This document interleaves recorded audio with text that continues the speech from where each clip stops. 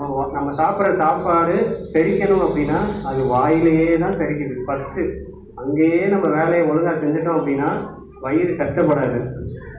ஆனால் நம்ம என்ன பண்ணுறோம், எல்லாத்தையும் வேக வேகமாக சாப்பிட்டு எதையாவது பார்த்துக்கிட்டு சாப்பிட்டு நம்ம சாப்பாடு மேலே கவனம் இல்லாமல் சாப்பிட்டு வயிற்றுக்கு அனுப்பிடுறோம். வயிறு அதை செமிக்கிறதுக்கு அப்படியே நெளிஞ்சு கஷ்டப்பட்டு அதை செமிச்சு வெளியே தள்ளுது. ஸோ சாப்பிட்றத நல்லா மென்று சாப்பிட்ணும். சரி, அதுக்கு எவ்வளவு சாப்பிட்ணும்? அளவுனா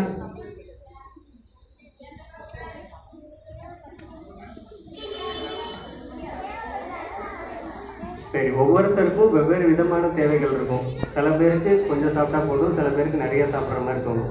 ஜப்பான் நாட்டில் ஒக்கினாவா அப்படின்ற பிளேஸில் நிறைய பழைய முதியவர்கள் இருக்காங்க. 100 வயசு, 110, 120 வயசுலலாம் உயிரோடு இருக்காங்க.